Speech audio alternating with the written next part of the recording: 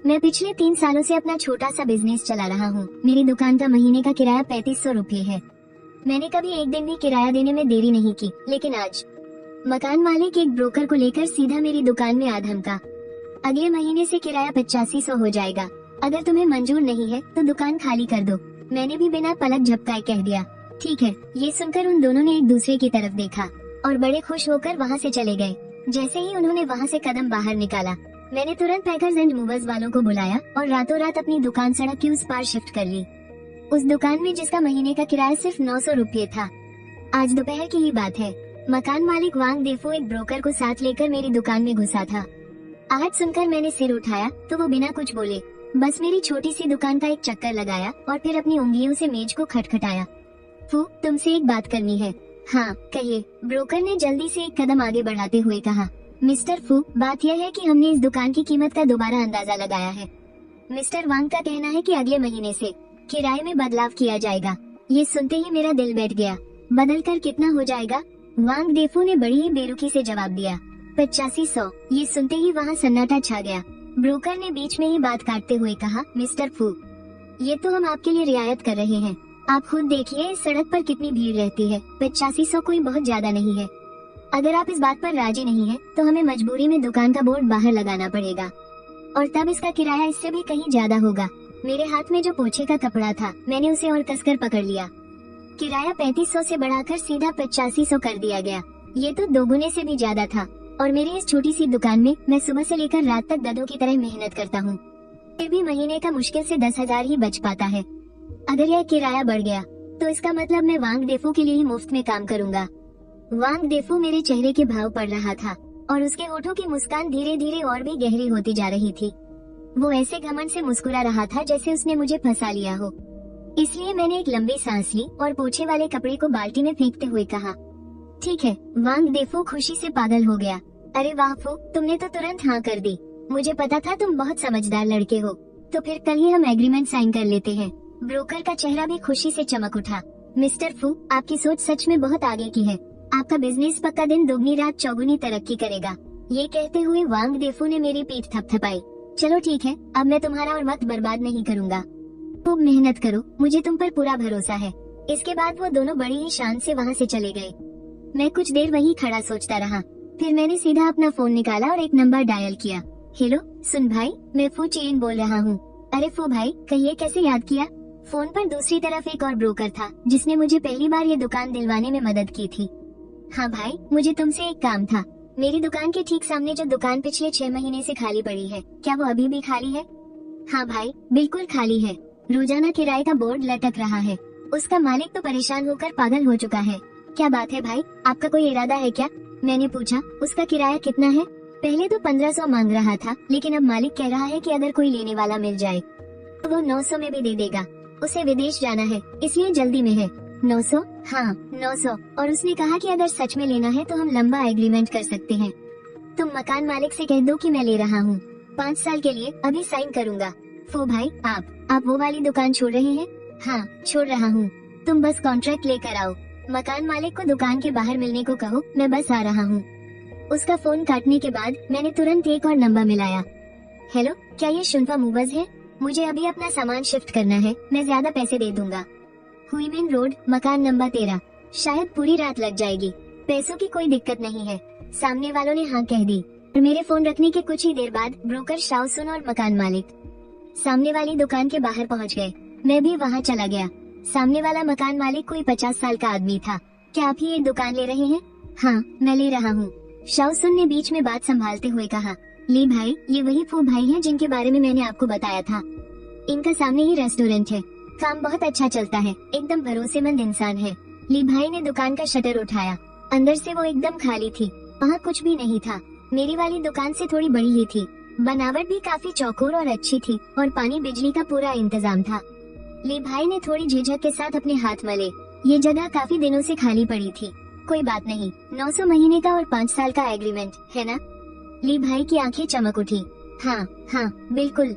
अगर आप सच में 5 साल का कॉन्ट्रैक्ट करते हैं तो 1 महीने का एडवांस और 3 महीने का किराया दे देना। मैं 1 का एडवांस और 12 महीने का किराया दूंगा। ली भाई और शाओसुन दोनों हैरान रह गए। मैं हर महीने किराया देने की सिरदर्दी नहीं पालना चाहता। क्या आप कॉन्ट्रैक्ट लाए हैं? अगर सब ठीक रहा तो साइन करते ही मैं आपके पैसे ट्रांसफर कर दूंगा। ली भाई ने खुशी से कॉन्ट्रैक्ट निकाल लिया। शाओसुन ने जल्दी से मुझे एक पेन पकड़ाया। मैंने कॉन्ट्रैक्ट हाथ में लिया और उसे फटाफट पढ़ा। सारी शर्तें बिल्कुल नॉर्मल थी। किराएदारी 5 साल की और किराया फिक्स रहेगा। मैंने बिना कुछ सोचे पन्ने के आखिर में अपने साइन कर दिए। फिर मैंने उनके सामने ही सारा किराया ली भाई के अकाउंट में ट्रांसफर कर दिया।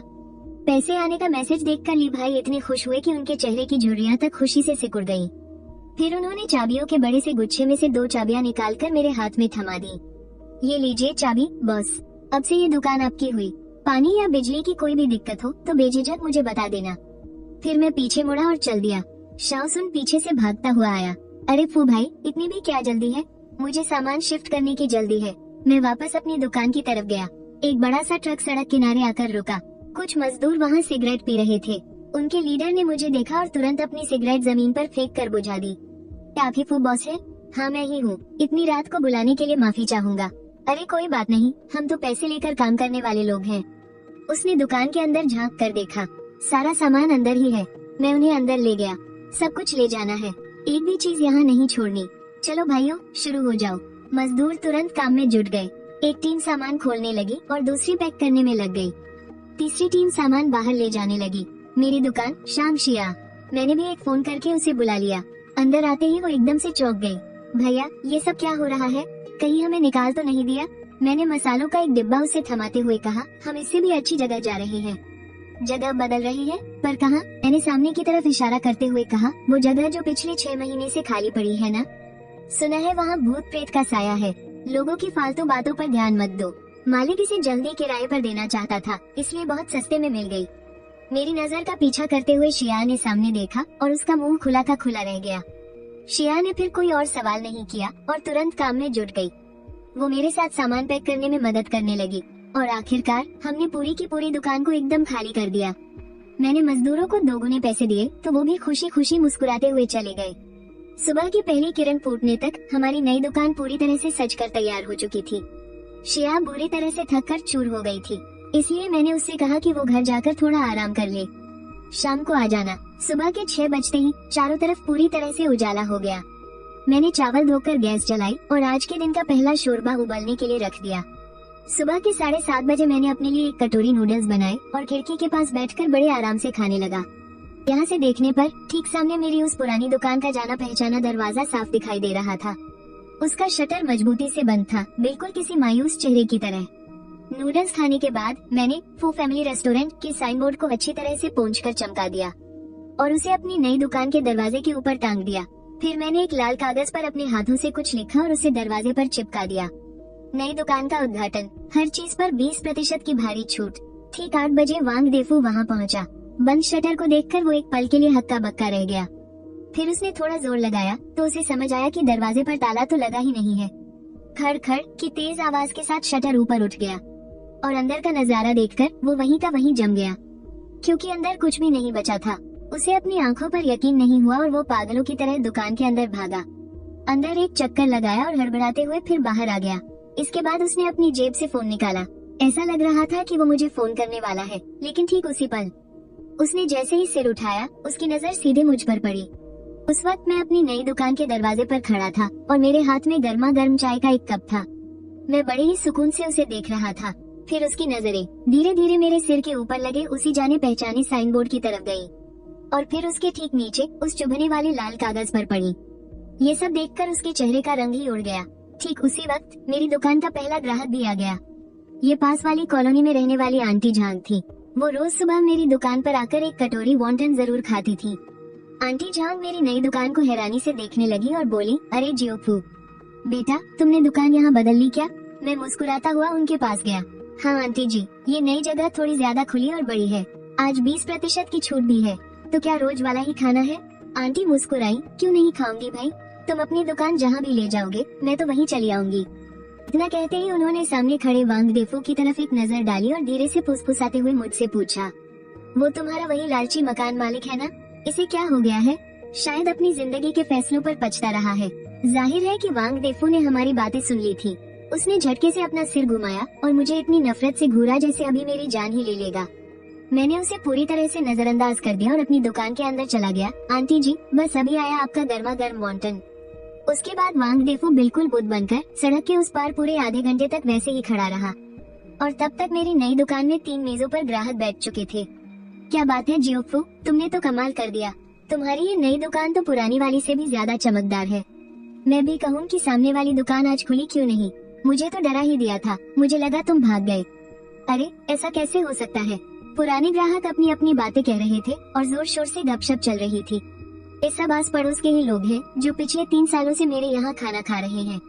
उन्हें मेरे स्वभाव और हुनर पर पूरा भरोसा है, इसलिए जब उन्होंने वांग डेफो की तरफ देखा तो उनकी आंखों में थोड़ी नफरत और उसका मजाक उड़ाने का भाव था। आखिरकार वांग डेफो अपनी जगह से हिला। वो गुस्से से लाल पीला होकर सड़क पार करते हुए सीधे मेरी नई दुकान की तरफ आने लगा। खाना खा रहे कुछ ग्राहकों ने उसे देखा और सबने एक साथ खाना रोक दिया। दुकान का माहौल पल भर में तनावपूर्ण हो गया। शिया थोड़ी डरी हुई थी। भैया, मैंने उसे शांत रहने का इशारा किया और फिर वांग डेफो का रास्ता रोककर खड़ा हो गया। वांग चाचा, क्या कोई काम था? उसका चेहरा गुस्से से बिल्कुल तमतमा रहा था। फू चेंग, तुम्हारा क्या मतलब है इस सब से? तुम्हारी मुझे धोखा देने की हिम्मत कैसे हुई? मैंने तुम्हें कैसे धोखा दे दिया? ये तुमने ही तो कहा था कि अगर मुझे शर्तें मंजूर नहीं है तो मैं दुकान खाली कर दूं। मैंने दुकान खाली कर दी है तो तुम्हें क्या परेशानी है? तुम एकदम धोखेबाज इंसान हो। हमारी जुबानी बात पक्की हुई थी, तुम मेरे साथ फरेब कर रहे हो। मेरी तो लगभग हंसी ही छूट गई थी। पहली बात, हमने कोई नया कॉन्ट्रैक्ट साइन नहीं किया था और दूसरी बात, तुम ही उस ब्रोकर को लेकर मेरे दरवाजे पर आए थे और मुझे ये सब करने पर मजबूर किया। और अब तुम मुझसे ईमानदारी की बात कर रहे हो? क्या तुम्हें ये कोई मजाक नहीं लगता? ग्राहकों ने भी मेरा साथ दिया। बिल्कुल सही कहा। अरे वांग, तुमने जो किया वो बिल्कुल ठीक नहीं था। ये लड़का फू तुम्हें हर महीने 3500 देता था और तुमने अचानक से किराया 8500 कर दिया। तुम सीधे जाकर डाका क्यों नहीं डाल लेते? सही कहा, तुम्हारे लालच की कोई हद ही नहीं है। इस लड़के का बिजनेस अच्छा चलते देखकर तुम जल भून गए थे ना? शुक्र है फू इतना काबिल निकला कि उसने सीधे अपनी जगह ही बदल ली, वरना तुम्हारे जैसे लोग तो इसका खून ही चूस लेते। वांग डेफो का चेहरा शर्म और गुस्से से लाल पीला हो रहा था। वो अभी भड़कने ही वाला था कि उसे एहसास हुआ कि अब सब उसी के खिलाफ हो गए हैं। इसलिए उसने हार न मानते हुए मुझे बुरी तरह धमकाया। फू चेंग, तू बस देखता जा। तुझे क्या लगा ये बात यहीं खत्म हो जाएगी? मैं इस सड़क पर तेरी दुकान चलने ही नहीं दूंगा। मैंने शांति से सिर हिलाया। ठीक है, मैं इंतजार करूंगा, पर मैं आपको एक बात याद दिला दूं। वांग चाचा, आजकल समाज कानून से चलता है। मैं किसी भी वक्त पुलिस को बुला सकता हूँ। इतना कहकर मैंने उसकी तरफ से नजरें हटा ली और पीछे मुड़कर ग्राहकों से कहा, माफ करना दोस्तों, मेरी वजह से आपके खाने में खलल पड़ा। आज का खाना मेरी तरफ से मुफ्त। मेरी तरफ से आप सबको दावत है। दुकान में जोरदार तालियां और खुशी की चीखें गूंजने लगी। क्या बात है फू भाई, तुम तो बड़े दिल वाले हो। शुक्रिया बॉस फू। वांग डेफो अभी भी दरवाजे पर खड़ा था। वो कुछ सेकंड तक मुझे घूरता रहा और आखिरकार सबकी मजाक उड़ाती नजरों के बीच बुरी तरह बेइज्जत होकर अपनी गाड़ी में घुसा और एक्सीलेटर दबाकर वहाँ से दुम दबाकर भाग गया। मैंने उसकी गाड़ी को गली के नुक्कड़ पर गायब होते देखा और मेरे चेहरे की मुस्कान धीरे धीरे गायब हो गई। मैं जानता था कि वांग डेफो इतनी आसानी से हार नहीं मानेगा। अगर वो सीधे तरीके से कुछ नहीं कर पाया तो वो पीठ पीछे वार जरूर करेगा। मैं वापस अपने किचन में चला गया। मेरी नजर बर्तन में उबलते हुए सूप पर पड़ी और मेरी आंखों में एक ठंडी चमक आ गई। जो होगा देखा जाएगा, हर मुश्किल का इलाज है मेरे पास। तुम्हें खेलना है ना, तो चलो, मैं भी अंत तक खेलूंगा। हमारी नई दुकान बहुत बढ़िया चल रही थी। मेरी कहानी वायरल होने की वजह से मेरा ये छोटा सा रेस्टोरेंट अचानक से इंटरनेट का एक मशहूर हॉटस्पॉट बन गया था और इसी वजह से पिछले कुछ दिनों से हमारी दुकान खचाखच भरी रहती थी। बैठने की जगह तक नहीं होती थी। शाओ या काम में इतनी व्यस्त थी कि उसे सांस लेने की भी फुर्सत नहीं थी। इसलिए मैंने खाना परोसने के लिए कुछ समय के लिए एक आंटी को काम पर रख लिया। तब जाकर हम किसी तरह काम संभाल पाए। और वो वांग डेफो उस दिन दुम दबाकर भागने के बाद से उसकी कभी शक नहीं दिखी। सुना है कि उसने अपनी दुकान फिर से ब्रोकर के पास बेचने के लिए लगा दी है। उसने कीमत रखी थी 10,000। ब्रोकर ने उसे थोड़ा समझदारी से काम लेने को कहा, लेकिन वो इसी जिद पर अड़ा था कि अगर मेरा बिजनेस इतना अच्छा चल रहा है तो उसकी जगह की कीमत भी उतनी ही होनी चाहिए। उसे पूरा यकीन था कि मेरे जैसा कोई और बेवकूफ उसकी दुकान खरीदने के लिए लाइन में लगा होगा। खैर, कुछ दिन बीत गए। उस दुकान के बाहर किराएदार तो छोड़ो, कोई दुकान देखने तक नहीं आया। लेकिन जब मुझे लगा कि वो जिंदगी भर ऐसा ही बेवकूफ बना रहेगा, तभी एक नई मुसीबत आ खड़ी हुई। गड़बड़ का सबसे पहले पता श्याओ या को चला। भैया, क्या आपने सुना? बाहर लोग अफवाह फैला रहे हैं कि हमारे रेस्टोरेंट का खाना साफ नहीं होता। तुमने किससे सुना? हमारे कई पुराने ग्राहकों ने मुझसे पूछा। पास में जो किराने की दुकान चलाती है ना, वो लियू आंटी। वो आज हर जगह लोगों से कह रही है कि हम सबसे सस्ता और पुराना जमा हुआ मांस इस्तेमाल करते हैं। और तो और, जो तेल हम इस्तेमाल करते हैं वो भी नाले का गंदा तेल है। Liu aunty? हाँ, मुझे याद आया। उसकी और वांग देफो की पत्नी की बहुत अच्छी दोस्ती है। दोनों साथ में ताश खेलती हैं। और क्या बकवास चल रही है। और लोग ये भी कह रहे हैं कि आप वहाँ से खुद नहीं गए थे, बल्कि वांग देफो ने आपको धक्के मारकर निकाला था, क्योंकि आपने कई महीनों का किराया नहीं दिया था। वो कह रहे हैं कि आप धोखेबाज इंसान हैं। शाओ या बोलते बोलते गुस्से से लाल हो गई। ये तो साफ साफ झूठ है। बकवास कर रहे हैं वो लोग। कोई ऐसे कैसे किसी को बदनाम कर सकता है? मैं मन ही मन सब समझ रहा था। ये वांग देफो की चाल है। उसकी खुद तो सामने आने की हिम्मत नहीं है, इसलिए अपनी पत्नी को आगे कर दिया। इस तरह की घटिया और नीच हरकतें बस उन्हीं जैसे लोग कर सकते हैं। और उसी दिन दोपहर को वांग देफो की पत्नी लियू रुयान खुद मैदान में उतर आई। उसके बाल किसी सस्ते पार्लर से कल कराए हुए लग रहे थे। वो सड़क किनारे कुछ छोटी दुकानों के बाहर खड़ी थी और गला फाड़ फाड़ कर थूक उछालते हुए अफवाहें फैला रही थी। अरे सुनो, मैं बता रही हूँ तुम लोगों को, उस फू के रेस्टोरेंट में कभी भूल कर भी मत जाना।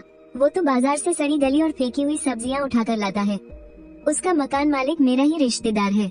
बेचारे ने तरस खाकर उसे दुकान किराए पर दी थी, और उस कमीने ने क्या किया, पूरी दुकान को गंदा और कबाड़खाना बना दिया। ऊपर से कई महीनों का किराया भी नहीं दिया, और आखिर में रात के अंधेरे में चुपचाप भाग गया। ऐसे धोखेबाज इंसान की दुकान पर भला कौन खाना चाहेगा? जहर है वो। उसकी आवाज इतनी तीखी और चुभने वाली थी कि आधी गली तक गूंज रही थी। कुछ राहगीर जिन्हें सच नहीं पता था, वो वहाँ रुक गए और शक की नजरों से मेरी दुकान की तरफ देखने लगे। उस वक्त मेरी दुकान में कुछ ग्राहक बैठे खाना खा रहे थे। जब उनके कानों में ये सब बातें पड़ी तो उनके चेहरों का रंग उड़ गया, और शाओ या उसका चेहरा तो गुस्से से बिल्कुल सफेद पड़ गया था। उसने झट से एक झाड़ू उठाई और बाहर दौड़ने लगी। भैया, मैं आज इस चुड़ैल को जिंदा नहीं छोड़ूंगी। मैंने उसका हाथ पकड़कर उसे रोक लिया। रुक जाओ, लेकिन भैया, अगर तुम जाकर उससे लड़ोगी तो तुम उसी के जाल में फंस जाओगी। वो तो यही चाहती है कि हम बीच सड़क पर उससे गाली गलौज करें, ताकि तमाशा और बड़ा हो जाए और हमारा नाम पूरी तरह से बदनाम हो जाए। मैंने खिड़की से बाहर उस उछल कूद करती हुई औरत को देखा। मुझे वो किसी सकस की बंदरिया जैसी लग रही थी। तो फिर हम क्या करें? उसे हमें इस तरह बदनाम करने दो। उसे जो बकना है बकने दो। अभी वो जितना उछल उछल कर बोल रही है, आगे चलकर उतनी ही जोर से मुंह के बल गिरेगी। मैंने पूरे 5 मिनट तक रिकॉर्ड किया। वीडियो में लियू रुयान बड़े ही चटकारे लेकर मेरे खिलाफ मंगड़ंत कहानियां बना रही थी। उसके जान पहचान वाले आसपास के कुछ दुकानदार भी आग में घी डालने का काम कर रहे थे, अपना फोन जेब में रखते हुए। मैंने अपने ग्राहकों से कहा, देखिए, बाहर लोग जो कुछ भी कह रहे हैं, मुझे यकीन है कि हमारे पुराने ग्राहक सच्चाई जानते हैं। आप सभी के इस प्यार और भरोसे के लिए और अपने नए ग्राहकों का भरोसा जीतने के लिए कल हमारी दुकान में एक खास इवेंट होगा। कल दोपहर ठीक 12 बजे हमारी रसोई आधे घंटे के लिए सबके लिए खुली रहेगी। मैं आप सभी को अंदर आकर देखने का न्योता देता हूँ। खुद आकर देखिए कि हम कैसा चावल, आटा, तेल, मीट और सब्जियाँ इस्तेमाल करते हैं, ताकि आप असलियत जान सके। मैं फू अपना बिजनेस पूरी ईमानदारी से करता हूँ। मेरी बात खत्म होते ही एक पुराने ग्राहक ने जोर से मेज पर हाथ मारा। छोटे फू, हमें तुम पर पूरा भरोसा है। कल मैं जरूर आऊंगा। हाँ, बिल्कुल कल ही। मैं अपने पड़ोसियों को भी साथ लाऊंगा, ताकि उन चुगलखोर औरतों को पता चले कि असल में सफाई क्या होती है। दुकान का माहौल एक बार फिर से जोश से भर गया। वहीं सड़क के उस पार लियू रुयान बड़बड़ाते हुए मुंह चिढ़ा रही थी। उसे वहाँ से जाते हुए देखकर मेरे होठों पर एक तीखी मुस्कान आ गई। लियू रुयान, वांग देफू, तुम्हें क्या लगा खेल यही खत्म हो गया? असली मजा तो अब शुरू होगा। अगले दिन मेरी रसोई सबके लिए खोलने का वो इवेंट पूरी सड़क पर सबसे बड़ी खबर बन गया। मैंने पहले ही कई सारे पर्चे छपवा लिए थे। उन पर और कुछ नहीं, बस एक ही बात लिखी थी, सच को आज क्या और झूठ के पाँव नहीं होते। फू रेस्टोरेंट आप सभी को हमारी रसोई खुद आकर देखने का न्योता देता है, ताकि आप हमारी क्वालिटी और ईमानदारी के गवाह बन सके। जिया और हमारे कुछ पुराने वफादार ग्राहकों ने उन पर्चों को आसपास की सोसाइटी और ऑफिस की इमारतों में बांट दिया। पड़ोसियों के वीचैट ग्रुप्स में भी मैंने खुद इस इवेंट का मैसेज डाल दिया। साथ में कल वाले उस वीडियो का एक स्क्रीनशॉट भी लगा दिया। तस्वीर में लियू रुयान का वो चिढ़ा हुआ चेहरा जूम करके दिख रहा था। बस मैंने उसकी आंखों पर ब्लर लगा दिया था और नीचे सिर्फ एक लाइन लिखी थी, अफवाहें समझदारों के पास आकर दम तोड़ देती हैं और सच के सामने तो बिल्कुल टिक नहीं पाती। इस चीज ने लोगों के अंदर गजब की उत्सुकता जगा दी। अगले दिन सुबह 11:30 बजे ही मेरी दुकान के बाहर लोगों की भारी भीड़ जमा हो गई। सब आपस में फुसफुसा रहे थे। हर कोई यही देखना चाहता था कि मैं खुद को कैसे सही साबित करूंगा। वांग देफो और लियू रुयान भी वहां आ पहुंचे थे। वे भीड़ में पीछे की तरफ छिपकर खड़े थे और उनके चेहरे का रंग उड़ा हुआ था। ठीक 12 बजे मैंने अपनी रसोई का दरवाजा खोल दिया। आप सभी का अंदर स्वागत है। कल रात भर हुई सफाई के बाद मेरी रसोई इतनी चमक रही थी कि उसमें अपना चेहरा देखा जा सकता था। फर्श एकदम सूखा और साफ था। स्टील का चूल्हा और स्लैब इस तरह पोंछे गए थे कि एक दाना धूल भी नहीं थी। दीवार पर हमारे कर्मचारियों के हेल्थ सर्टिफिकेट टंगे थे और कोने में अलग अलग कचरे के लिए डस्टबिन करीने से रखे थे। मैंने लोगों को अंदर ले जाकर एक एक चीज दिखानी शुरू की। देखिए, यह वो चावल है जो हम इस्तेमाल करते हैं, नॉर्थ ईस्ट का बेहतरीन वुचांग चावल। और यह रहा हमारा तेल, एक जाने माने ब्रांड का, एकदम शुद्ध और नॉन जीएमओ। ये रहा इसका बिल। और यह है पोर्क जो आज सुबह ही एकदम ताज़ा आया है। जरा इसकी चमक और ताजगी देखिए। और हाँ, मैं जो भी सब्जियां इस्तेमाल करता हूँ उन्हें साफ पानी से कम 3 बार अच्छी तरह धोया जाता है। ग्राहक भी तारीफ में सिर हिलाने लगे। अरे वाह, ये रसोई तो मेरे घर से भी ज्यादा साफ है। छोटा पू सच में साफ सफाई का बहुत पक्का है। अब हमें पूरी तसल्ली हो गई। अब से हम रोज यही खाने आएंगे। तभी अचानक लियू रुयान की भड़काई हुई एक आंटी जानबूझकर तमाशा करने के लिए बीच में बोल पड़ी, तुम्हारी बातें सुनने में तो बड़ी अच्छी लग रही है, लेकिन झांग आंटी, किसे पता कि आज आप बस जानबूझकर दिखावा तो नहीं कर रही हैं? तुम्हारी ये बात बिल्कुल गलत है। मैं फू के यहाँ पिछले 3 सालों से खा रही हूँ। मेरा पेट कभी खराब नहीं हुआ। अच्छे इंसान होने का नाटक कोई नहीं कर सकता। मैं मुस्कुराया और कल रिकॉर्ड किया हुआ वो वीडियो मैंने दुकान के छोटे टीवी पर चला दिया। आप सब शायद सोच रहे होंगे कि मैं ये सब क्यों कर रहा हूँ, क्योंकि कल एक दयालु महिला ने सड़क पर मेरे बारे में कुछ ऐसा कहा था। वीडियो चालू हुआ और लियू रुयान की वो तीखी और चुभने वाली आवाज साफ साफ सुनाई देने लगी। ये लोग तो गटर का गंदा तेल इस्तेमाल करते हैं, सब्जी मंडी से सड़ी गली पत्तियां उठाकर लाते हैं और किराया तक नहीं देते। चुपचाप भाग गए। एकदम साफ वीडियो के साथ वो घटिया झूठे इल्जाम। वहाँ अचानक सन्नाटा छा गया। सब लोगों की नजरें भीड़ के बाहर खड़ी लियू रुयान पर जाकर टिक गई। उसका चेहरा मारे डर के एकदम सफेद पड़ गया था। सब लोग देख लीजिए, यहीं से इन झूठी अफवाहों की शुरुआत हुई थी। मैंने वीडियो बंद किया और शांति से वहाँ खड़े हर इंसान की तरफ देखा और आखिर में मेरी नजरें वांग देफो और लियू रुयान पर जाकर रुक गई। मैं यहाँ पिछले 3 सालों से अपना रेस्टोरेंट चला रहा हूँ और मैंने हमेशा पूरी ईमानदारी से काम किया है, लेकिन मेरे मकान मालिक ने सिर्फ इसलिए कि मैंने उनकी मनमानी किराए बढ़ाने की बात नहीं मानी, तो उन्होंने अपनी पत्नी के जरिए इस तरह मुझे बदनाम करवाया। आप ही लोग बताइए, क्या ये किसी भी तरह से सही है? ये सुनते ही भीड़ में गुस्सा भड़क उठा। ये तो बहुत ही नीच हरकत है। ये तो सरासर झूठी अफवाह फैलाना हुआ। इनका तो दिल ही काला है। उल्टा चोर कोतवाल को डांटे। कैसे घटिया लोग हैं ये। तो मतलब किराया नहीं बढ़ा पाए इसलिए बेचारे से बदला ले रहे हैं। कितने बेशरम लोग हैं। लोगों की गालियों और तानों की बौछार वांग देफो और उसकी पत्नी पर होने लगी। वांग देफो अपनी पत्नी का हाथ पकड़कर मुंह छिपाते हुए वहाँ से दुम दबाकर भाग गया। इस घटना के बाद मेरे छोटे से रेस्टोरेंट का नाम और भी ज्यादा मशहूर हो गया। वो अच्छी क्वालिटी की पहचान बन गया। उसी दिन दोपहर को एक नौजवान जो वांग देफो की दुकान किराए पर लेकर वहाँ चाय की दुकान खोलना चाहता था, उसने जब इस पूरे मामले की सच्चाई सुनी तो वो भी सिर हिलाते हुए वहाँ से चला गया। ऐसे मकान मालिक के साथ काम करना बहुत डरावना है और मैं सामने वाले उस बंद शटर को देखते हुए मन ही मन बहुत सुकून महसूस कर रहा था। वांग देफो, तुम्हारा नुकसान तो अभी बस शुरू ही हुआ है। ओपन किचन वाले दिन के अगले ही दिन मेरी दुकान के बाहर लोगों की लंबी लाइन लग गई। लाइन गली के नुक्कड़ तक जा रही थी। उनमें से आधे लोग तो बस तमाशा देखने आए थे और बाकी के आधे लोग खाना खाने। लेकिन देखते ही देखते वो तमाशा देखने वाले लोग भी ग्राहक बन गए। मुझे मजबूरन टोकन सिस्टम शुरू करना पड़ा। जिया दरवाजे पर भीड़ को संभालते संभालते चिल्लाकर अपना गला तक बिठा चुकी थी।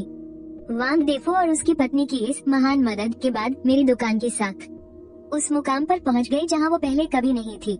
अब मैं सिर्फ एक बावर्ची नहीं रहा था, बल्कि इस गली में ईमानदारी, सच्चाई और बहादुरी की एक मिसाल बन चुका था। दोपहर के वक्त एक अधेड़ उम्र का आदमी भीड़ चीरते हुए अंदर आया। नमस्ते बॉस फू। वो मेरे पुराने रेस्टोरेंट के बगल में नाई की दुकान चलाने वाले मास्टर चियान थे और वो भी वांग देफो के ही किराएदार थे। कहिए मास्टर चियान, कोई काम था क्या? मैं बस तुम्हें शुक्रिया कहने आया हूँ। मेरा शुक्रिया किस लिए? हम सबके दिल की भड़ास निकालने के लिए तुम्हारा बहुत बहुत शुक्रिया।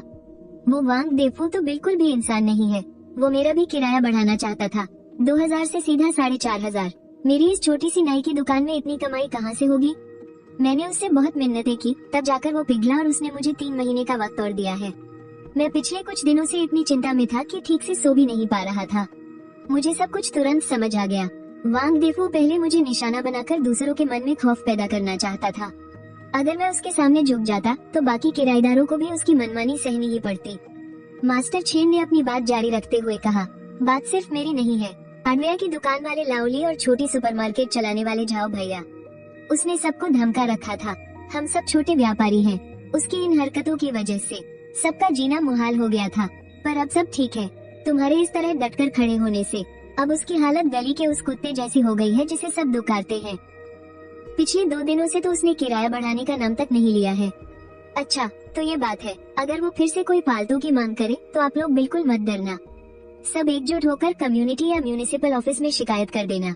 वो बस इसी बात से डरता है कि कहीं तमाशा बड़ा न हो जाए। मास्टर छेन ने सहमति में भारी मन से सिर हिलाते हुए कहा, समझ गया बॉस फू, तुम तो सच में हम सबका बहुत बड़ा सहारा हो। अब से बाल कटवाने पर मैं तुम्हें 50% की छूट दूंगा। मास्टर छेन को विदा करने के बाद मेरे मन में एक अजीब सा एहसास हो रहा था। शुरुआत में मैंने सिर्फ खुद को बचाने के लिए पलटवार किया था, लेकिन अब इसका मतलब कहीं ज्यादा बड़ा हो गया है। अब इस लड़ाई में मैं अकेला नहीं हूँ। दोपहर में वक्त निकालकर मैं सामने वाली उस पुरानी दुकान पर गया। दुकान का शटर गिरा हुआ था और शटर पर किसी ने लाल रंग के पेंट से बड़े बड़े अक्षरों में कुछ लिखा था, बेईमान इंसान। अक्षर थोड़े टेढ़े मेढ़े जरूर थे, लेकिन उनमें लोगों का गुस्सा साफ झलक रहा था। बगल में एक कछुए की तस्वीर भी बनी थी। पता नहीं वांग देफो ने जब ये सब देखा होगा तो उसका चेहरा देखने लायक रहा होगा। इसके बाद के कुछ दिनों में वांग देफो की उस दुकान का पूरी तरह से मजाक बनकर रह गया। सुना है उसने किराया कम करके वापस 3,500 कर दिया है, लेकिन फिर भी कोई उस दुकान को लेने नहीं आया। वो बस एक ऐसा इंसान है जो किराए के पैसों पर पलता है। अब जब उसकी दुकान किराए पर नहीं उठ रही और उसकी इज्जत भी पूरी तरह मिट्टी में मिल चुकी है, तो उसका सब कुछ उजड़ चुका है। मुझे लगा था कि शायद अब वो अपनी हरकतों से बाज आ जाएगा, लेकिन मैंने एक घटिया इंसान की नीचता का अंदाजा लगाने में भूल कर दी। उस दिन शाम को मैं बस टीवी बंद ही करने वाला था कि तभी शियाओया घबराती हुई दौड़कर मेरे पास आई। उसके चेहरे पर हवाएं उड़ रही थी और वो बोली, भैया गड़बड़ हो गई। वांग देफो बाहर किसी से फोन पर बात कर रहा है। मैंने उसे कहते सुना कि वो हमारी शिकायत करने वाला है। ये सुनकर मेरा दिल बैठ गया। शिकायत? लेकिन किस बात की? कहीं फायर सेफ्टी को लेकर तो नहीं, या फिर साफ सफाई को लेकर? वो ये भी कह रहा था कि ऊपर के अफसरों से उसकी अच्छी जान पहचान है, वो हमारी दुकान बंद करवा कर ही दम लेगा। मैं चुपचाप दरवाजे की तरफ गया और सच में वांग देफो कुछ ही दूरी पर एक कोने में खड़ा होकर बुरी तरह गालियां बक रहा था। ये दिन सुबह सुबह आफत हमारे दरवाजे पर आ खड़ी हुई।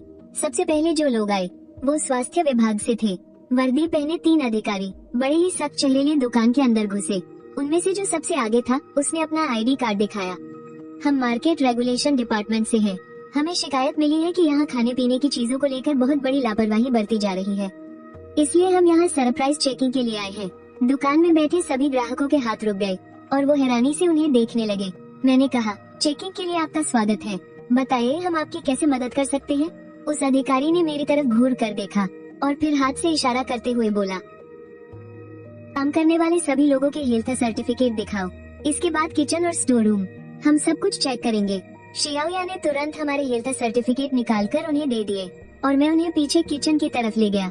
वे लोग बहुत ही बारीकी से हर एक चीज की जांच कर रहे थे, मानो जानबूझकर कोई कमी निकालना चाहते हो।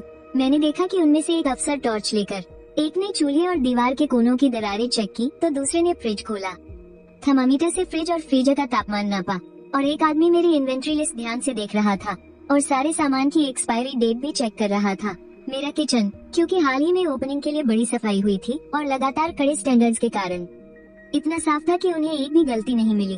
फिर उनके बॉस ने हामी में सिर हिलाया। किचन की सफाई तो बढ़िया है, पर स्टोर रूम का क्या? मैंने कहा, इधर आइए। फिर मैंने स्टोर रूम का दरवाजा खोला। अंदर चावल, आटा और तेल के डिब्बे एकदम लाइन से रखे हुए थे। सारे पैकेटों पर मैन्युफैक्चरिंग और एक्सपायरी डेट बिल्कुल साफ दिखाई दे रही थी। काफी देर तक छानबीन करने के बाद भी उनके हाथ कुछ नहीं लगा। उस शिकायत में जिस घटिया तेल, सड़ी सब्जियों और एक्सपायर हो चुके मीट की बात लिखी थी, उनका वहाँ नामो निशान तक नहीं था। आखिर में उनका बॉस मेरे पास आया। उसकी आवाज अब थोड़ी नर्म थी। चेकिंग के हिसाब से देखें तो आपकी साफ सफाई नियमों के बिल्कुल हिसाब से है। हम इसकी एक इंस्पेक्शन रिपोर्ट बना कर दे देंगे। उम्मीद है आप आगे भी ऐसा ही मेंटेन रखेंगे। जी शुक्रिया, हम बिल्कुल रखेंगे। उनके जाने के थोड़ी देर बाद ही दुकान के अंदर कुछ और लोग आ गए। इस बार फायर ब्रिगेड वाले थे। एक लंबी चौड़े फायरमैन ने पूछा, यहाँ का इंचार्ज कौन है? हमें शिकायत मिली है कि यहाँ फायर सेफ्टी का पूरा इंतजाम नहीं है और इमरजेंसी एग्जिट भी ब्लॉक है। अब दुकान में बैठे सारे कस्टमर समझ गए थे कि चल क्या रहा है। ये तो साफ है कि कोई जानबूझकर पंगे ले रहा है। हाँ, और नहीं तो क्या। एक टीम गई नहीं कि दूसरी आ गई। पक्का उस कमीने मकान मालिक का ही काम होगा। मैं फिर से आगे गया। मैं हूँ यहाँ का इंचार्ज, बताइए कहाँ चेक करना है। फायरमैन ने भी एकदम बारीकी से चेकिंग शुरू की। उन्होंने फायर एक्सटिंग्विशर की मैन्युफैक्चरिंग डेट और प्रेशर गेज चेक किया। इमरजेंसी एग्जिट का रास्ता साफ है या नहीं ये देखा। यहाँ तक कि स्मोक अलार्म भी टेस्ट किया। नतीजा हेल्थ वालों जैसा ही निकला। उनके हेड ने कहा, फायर सेफ्टी कोई छोटी बात नहीं है, आप लोगों ने बहुत अच्छा काम किया है, तारीफ की काबिल है। मैंने अभी शुक्रिया कहा भी नहीं था कि दरवाजे से फिर एक आवाज आई,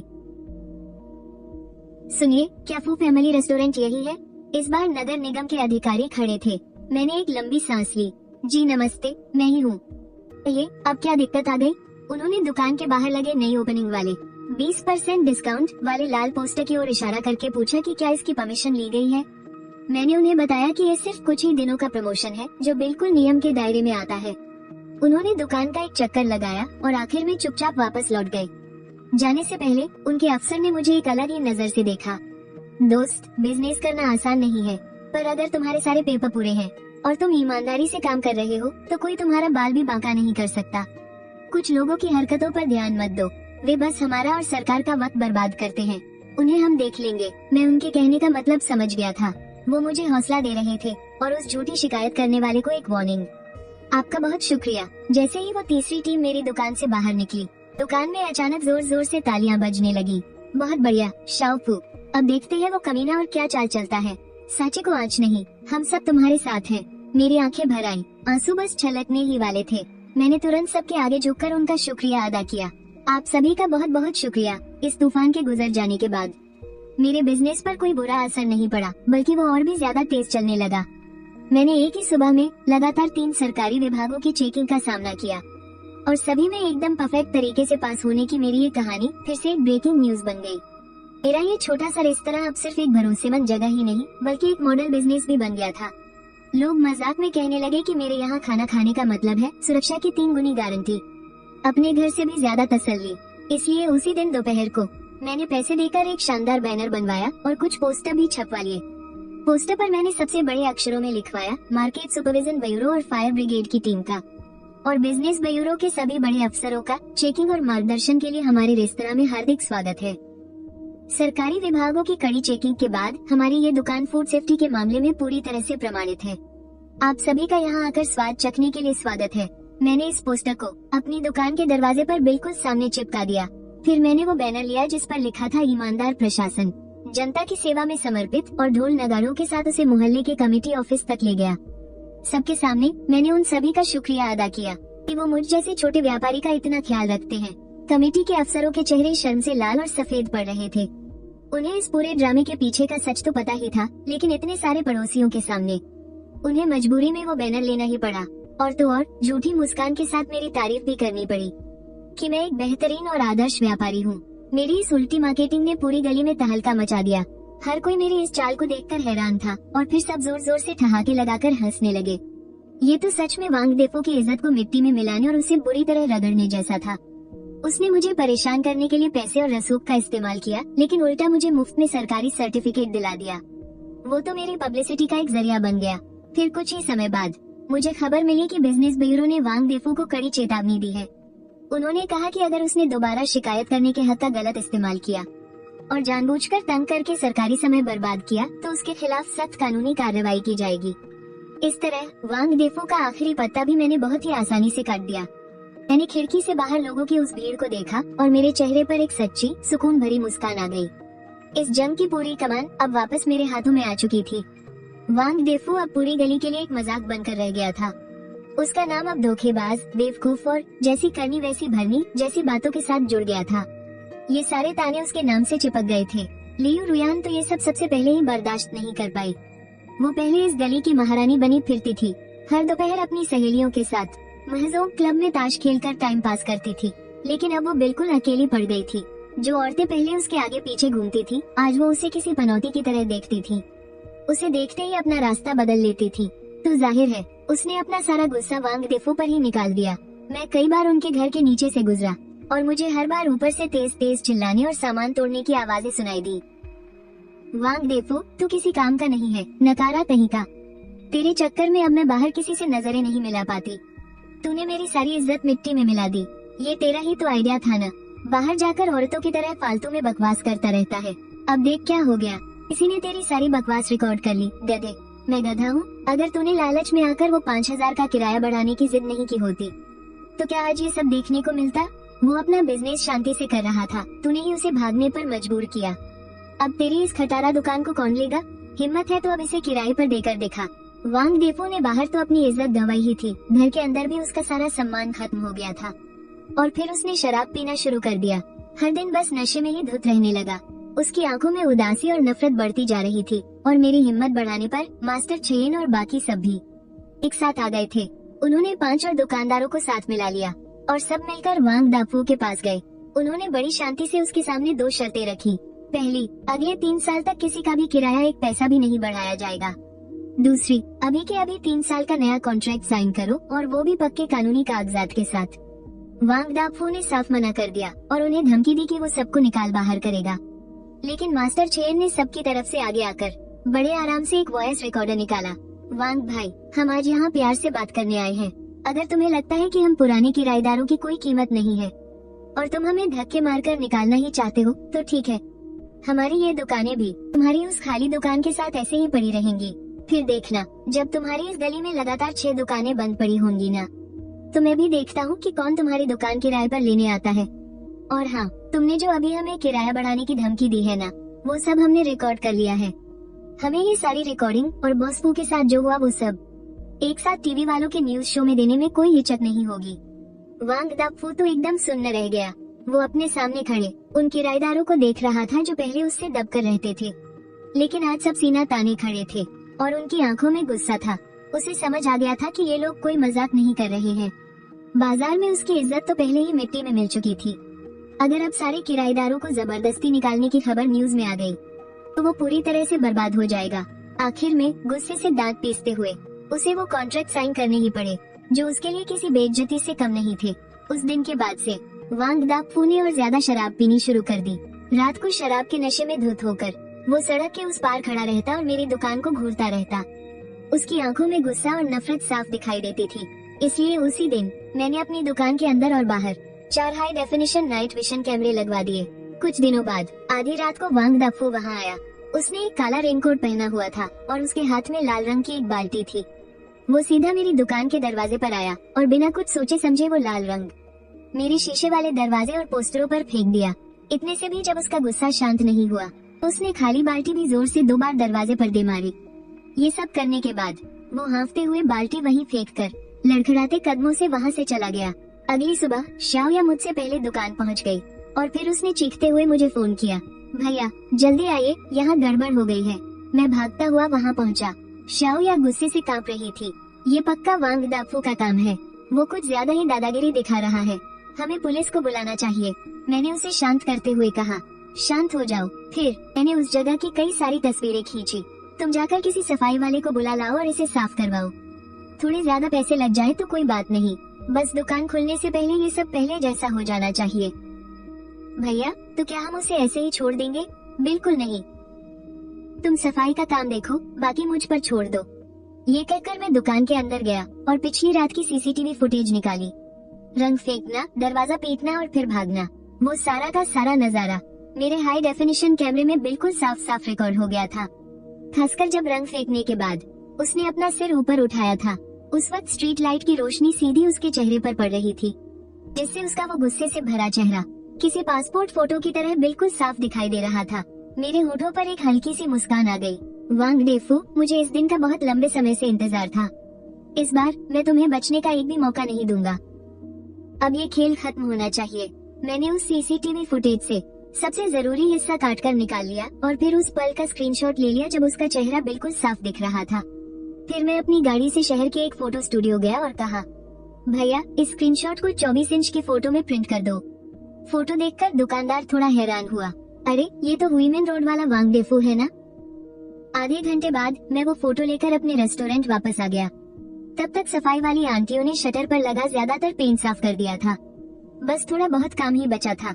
मैंने उन पर ज्यादा ध्यान नहीं दिया, बल्कि सीधे सड़क पार करके वांग डेफू की उस खाली पड़ी दुकान के सामने जा पहुंचा। फिर मैंने एक बढ़िया वाला गोंद निकाला और उस बड़ी सी फोटो को उसकी दुकान की शटर के ठीक बीचों बीच चिपका दिया। मैंने उस फोटो के नीचे बड़े अक्षरों में एक लाइन भी लिखी, पूरे शहर में इस आदमी की तलाश है। इस शख्स ने कल रात 2 बजे फू फैमिली रेस्टोरेंट में बुरी नीयत से तोड़फोड़ की है। जो कोई भी इसके मकसद और आगे के प्लान के बारे में जानकारी देगा, उसे 5000 युआन का नकद इनाम मिलेगा। वहाँ से गुजर रहे कुछ पड़ोसियों ने ये देखा तो हैरान रह गए। हे भगवान, ये तो वांग डेफू है ना? क्या ये अपराध नहीं है? अपने ही जुर्म की फोटो अपनी ही दुकान के बाहर लगवा ली। इस आदमी को तो जरा भी शर्म नहीं है। ये खबर आग की तरह पूरे इलाके में फैल गई। आधे घंटे के अंदर ही वांग डेफो की दुकान के बाहर लोगों की भारी भीड़ जमा हो गई। हर तरफ से मजाक, तानों और गालियों की आवाजें आ रही थी। वांग डेफो की इज्जत अब पूरी तरह से मिट्टी में मिल चुकी थी। तब जाकर मैंने बड़े आराम से अपना फोन निकाला और 110 पर डायल किया। हेलो पुलिस स्टेशन, मुझे एक शिकायत दर्ज करानी है। कल रात किसी ने जानबूझकर मेरी दुकान में तोड़फोड़ की है। मेरे पास पूरी सीसीटीवी फुटेज है और मैंने उस आदमी की पहचान भी कर ली है। 10 मिनट बाद 2 पुलिस वाले वहाँ पहुँच गए। मैंने पूरी फुटेज वाली पेन ड्राइव उनमें से एक ऑफिसर के हाथ में थमा दी। सर, ये रहा सबूत, और जिसने ये किया है वो सामने वाली बिल्डिंग में ही रहता है। ऑफिसर ने सिर हिलाया और उसे पकड़ने के लिए ऊपर चले गए। सैकड़ों पड़ोसियों की नजरों के सामने दोनों पुलिस वाले वांग डेफो की बिल्डिंग में घुस गए। कुछ ही देर में वो वांग डेफो को पकड़कर नीचे ले आए। जब वांग डेफो ने देखा कि उसकी खुद की इतनी बड़ी और घटिया सी फोटो उसी की दुकान के शटर पर चिपकी हुई है और वहाँ खड़े अनगिनत लोग उस पर हंस रहे हैं, तो उसकी बची खुची हिम्मत भी जवाब दे गई। उसके पैर कांपने लगे और वो वहीं जमीन पर धड़ाम से गिर पड़ा। मैं अपनी दुकान के दरवाजे पर खड़ा बड़ी ही ठंडी निगाहों से ये सब देख रहा था। पिछले लगभग 1 महीने से चल रही ये जंग आखिरकार आज खत्म हो गई थी। वांग डेफो के गिरफ्तार होते ही जैसे सब कुछ शांत हो गया। पुलिस की गाड़ी की चमकती हुई बत्तियां सड़क के मोड़ पर गायब हो गई और तमाशा देख रही भीड़ भी धीरे धीरे छंटने लगी। लेकिन लोगों के बीच अभी भी उसी बात की चर्चा थी। अगले कुछ दिनों तक वांग डेफो ही उनके गपशप का मुख्य विषय रहने वाला था। मैंने बड़े शांत स्वर में जिया से कहा, ग्राहक बस आते ही होंगे, दुकान खोलने की तैयारी करो। उसने पूछा, भैया क्या हम आज भी दुकान खोलेंगे? हाँ बिल्कुल खोलेंगे, क्यों नहीं। मैं दुकान के अंदर गया, अपना एप्रन पहना और बोला, चाहे आसमान ही क्यों न टूट पड़े, लोगों को खाना तो खाना ही है ना। हमारा काम है लोगों को अच्छा खाना खिलाना, चलो काम पर लग जाओ। जिया ने जोर से सिर हिलाकर हामी भरी और तुरंत अपने काम में जुट गई। आधे घंटे बाद फू फैमिली रेस्टोरेंट अपने तय समय पर खुल गया, मानो कोई ड्रामा कभी हुआ ही ना हो। लेकिन सब जानते थे कि अब कुछ हमेशा के लिए बदल चुका है। उसी दिन दोपहर को मुझे पुलिस स्टेशन से कॉल आया। उन्होंने मुझे अपना बयान दर्ज कराने के लिए बुलाया, तो मैं दुकान की जिम्मेदारी जियाओया को सौंपकर अकेला ही पुलिस स्टेशन निकल गया। वहाँ मेरी मुलाकात इस केस के इंचार्ज ऑफिसर ली से हुई। उन्होंने मुझे एक गिलास पानी दिया और बोले, मालिक फू, तुम्हारी ये तरकीब सच में कमाल की थी। हमने इतने साल काम किया है, लेकिन ऐसा पहली बार देखा है कि शिकायत करने वाले ने ही सबूत सीधा मुजरिम के माथे पर ही चिपका दिया हो। मैं मुस्कुराया, मेरी भी मजबूरी थी। उसे ये तो पता चलना ही चाहिए ना कि गलत काम करने का अंजाम भुगतना पड़ता है। फिर मैंने उन्हें किराया बढ़ाने से लेकर झूठी अफवाहें फैलाने, जानबूझकर झूठी शिकायतें करने और आखिर में कल रात की पेंट फेंकने और दरवाजा तोड़ने वाली घटना तक सब कुछ शुरू से लेकर अंत तक सच सच बता दिया। वांग डेफो ने जानबूझकर तुम्हारी निजी संपत्ति को नुकसान पहुंचाया है, जिसकी कुल कीमत 5000 युआन से ज्यादा है। ये क्रिमिनल केस दर्ज करने के लिए काफी है। वांग डेफो ने भी अपना जुर्म कबूल कर लिया है। हम उसे कानून के तहत हिरासत में लेने वाले हैं और फिर आगे की कार्रवाई के लिए कोर्ट में पेश करेंगे। तुम्हें भी शायद पीड़ित के तौर पर गवाही देने के लिए कोर्ट आना पड़े। मैं समझ गया, मैं पूरा सहयोग करूंगा। पुलिस स्टेशन से बाहर आने के बाद मैंने ताज़ा हवा में एक गहरी सांस ली। ऐसा लगा जैसे इतने दिनों से मेरे दिल पर जो भारी बोझ था वो अब हमेशा के लिए दूर हो गया है। आधे घंटे बाद जैसे ही मैं दुकान पर पहुंचा, बाहर इंतजार कर रहे लोगों की भीड़ ने मुझे तुरंत घेर लिया। मास्टर चियान ने खुशी से मेरे हाथ पकड़ लिए। मालिक फू, हमने सब सुन लिया है। तुमने कमाल कर दिया। तुमने हम सब की तरफ से, पूरी सड़क की तरफ से एक बहुत बड़ी मुसीबत का खात्मा कर दिया है। बाकी लोगों ने भी हाँ में हाँ मिलाई। बिल्कुल सही, ऐसे आदमी को तो अंदर ही सड़ना चाहिए, वरना ना जाने वो आगे और क्या क्या गुल खिलाता। छोटे फू, आगे से तुम्हें कभी भी कोई जरूरत हो, बस एक बार बोल देना, हम तुम्हारे लिए हमेशा खड़े मिलेंगे। उनके सच्चे और ईमानदार चेहरों को देखकर मेरा दिल भर आया। आप लोग मुझे शर्मिंदा कर रहे हैं। मैंने बस वही किया जो मुझे करना चाहिए था। हम सब शांति से अपना अपना बिजनेस कर पाएंगे, इससे बेहतर और क्या होगा। चलिए अंदर चलकर बैठते हैं, आज मेरी तरफ से दावत है। मैंने उन्हें अपनी दुकान के अंदर बुलाया। कुछ ही देर में पूरी दुकान हंसी मजाक से गूंज उठी। वांग डेफो के जेल जाने के तीसरे दिन लियू रू यान मेरे पास आई। वो बहुत थकी हुई लग रही थी। उसने मुझे आवाज दी, मालिक फू, और फिर धड़ाम से वो सीधा मेरे घुटनों पर गिर पड़ी। मालिक फू, मैं हाथ जोड़ती हूँ, हम पर रहम करो, मेरे वांग को छोड़ दो। लियू रुयान फूट फूट कर रोने लगी। वो जानवर है, वो कमीना है, उससे बहुत बड़ी गलती हो गई, मैं उसकी तरफ से माफी मांगती हूँ, तुम्हारे आगे माथा टेकती हूँ। ये कहते हुए उसने सच में मेरे पैरों पर सिर पटकना शुरू कर दिया। मैं चुपचाप उसका ये नाटक देखता रहा। मेरे दिल में उसके लिए जरा सी भी दया नहीं थी। जब आज ये दिन देखना ही था, पहले वो सब किया ही क्यों? रुयान, उठ जाओ, तुम मेरी दुकान में ऐसा करोगी तो मेरे धंधे पर असर पड़ेगा। वो एक पल के लिए चौंकी और अपनी लाचार आंखों से मेरी तरफ देखने लगी। मालिक फू, वो तो बस पल भर के लिए भटक गया था, उसने शराब ज्यादा पी ली थी, इसीलिए वो इतनी घटिया हरकत कर बैठा।